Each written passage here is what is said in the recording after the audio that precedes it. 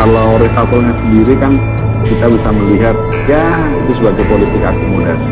Eh, yang berbeda dalam proses reshuffle kemarin itu justru ketika para pimpinan partai politik hadir di sana, kemudian makan bareng dengan Presiden Jokowi, dan setelah itu ada jalan beriringan itu yang kita tangkap, yang tadi kita lihat bersama. Ada pimpinan partai politik diundang, datang ke kemudian tunjukkan kepada publik seperti yang kemarin. Jadi saya pikir memang showcase-nya justru ada di situ, pertunjukannya ada di situ. Presiden Jokowi seolah-olah ingin menunjukkan bahwa koalisinya semakin kuat, posisinya semakin hidup, dukungan dari partai politik semakin kuat, yang tadi disampaikan oleh Mas Azul bahwa sudah 80% lebih suara di parlemen itu ada di barisannya Presiden Jokowi. Taktis hanya tinggal Partai Demokrat dan PKS yang tidak berada dalam satu koalisi pemerintahan sekarang. Jadi kalau misalkan kemarin reshuffle ini yang memang benar-benar sebagai sebuah politik akomodatif yang dilakukan oleh Presiden Jokowi untuk merangkul partai-partai politik yang menjadi pendukungnya. Apakah memang ini nanti akan bisa membawa kebaikan publik? Ya, kita sih berharapnya begitu ya. Tapi kalau kita melihat bahwa tujuannya adalah sejak awal hanya politik sebagai mengakomodasi, kok rasa-rasanya kepentingan publik artinya bukan menjadi tujuan yang utama. Nah, tadi kita lihat ya, apakah dalam waktu dekat misalnya harga minyak goreng bisa menjadi lebih terkendali, apakah nanti harga barang-barang seperti ayam, daging ayam, telur, dan cabai yang sekarang merangkak naik juga bisa dikendalikan.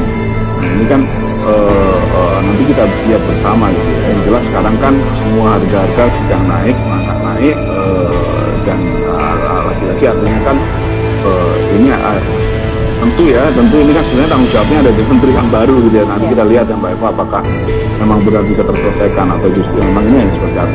Tapi yang jelas memang tampak dengan sangat terang benderang ini sebuah politik akomodatif, dan pertunjukan utamanya justru ketika para pimpinan partai politik itu hadir di saat sebelum reshuffle, kemudian ada jalan bersama yang tadi kita saksikan bersama. Itu sudah sebagai sebuah penanda yang cukup terang benderang ya. Itu kan keriuhan itu kita dengar, dan bagaimana kemudian partai-partai politik misalnya bisa menjaga agar kursi yang dimiliki di kabinet itu tidak berkurang, atau kadernya yang ada di kabinet itu tidak diganti.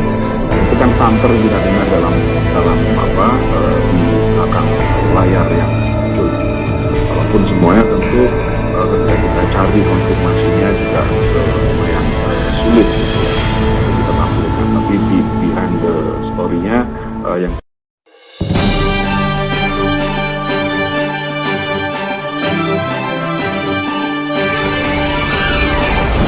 gonjang-ganjing, politik di balik perombakan Kabinet Jokowi. Peta koalisi 2024 langsung berubah.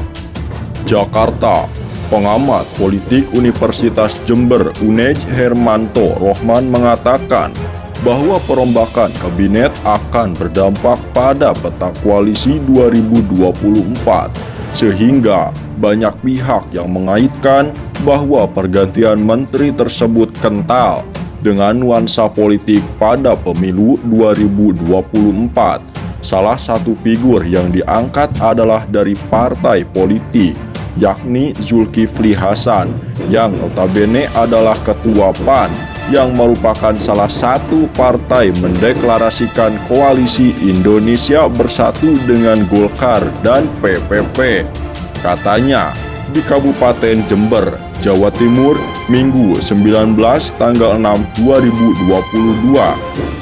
Menteri yang terkena perombakan kabinet adalah Menteri Perdagangan Muhammad Lutfi yang digantikan dengan Ketua Umum PAN Zulkifli Hasan.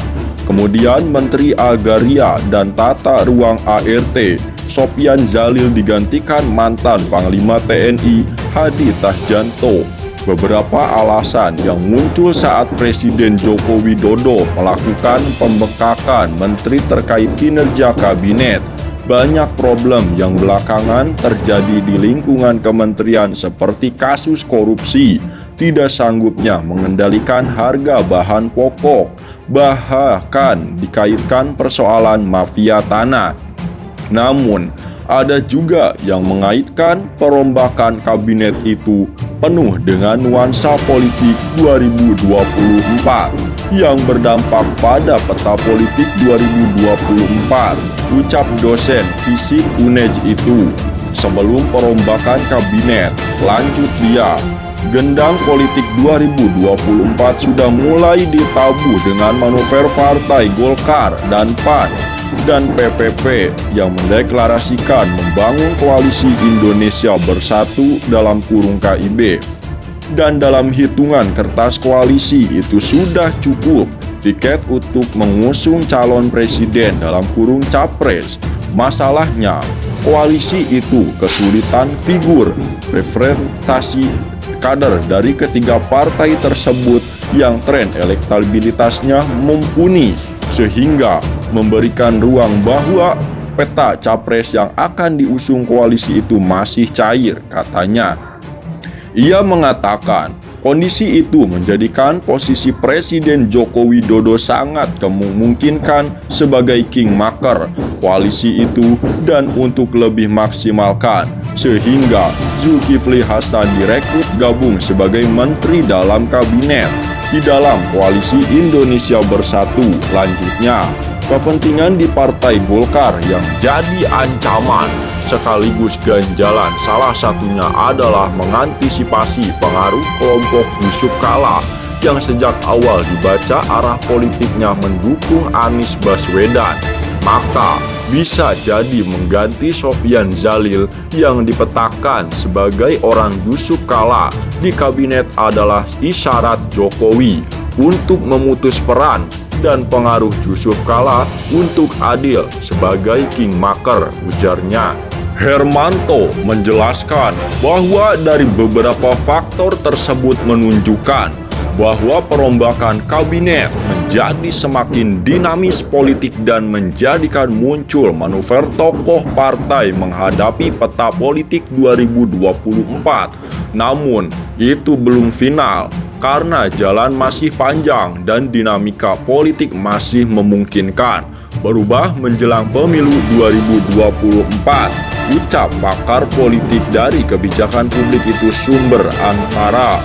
Jaringan Advokasi Tambang menilai reshuffle kabinet oleh Presiden Joko Widodo hanya untuk kepentingan elit dan pebisnis. Hal tersebut menurut mereka terlihat dari pernyataan mantan Panglima TNI Laksamana Purn Hadi Tahjanto yang ditunjuk sebagai Menteri Agraria.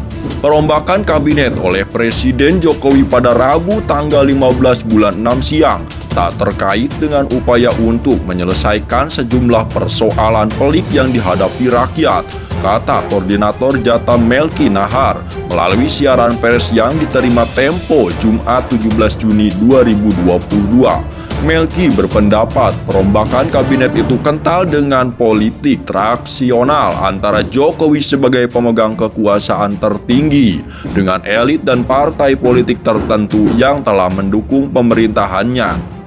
Perombakan kabinet itu juga tampak diarahkan hanya untuk mengamankan sejumlah kepentingan rezim Jokowi dan segelintir elit pembisnis lingkarannya, salah satunya terkait mega proyek ibu kota negara dalam kurung IKN, kata Melki.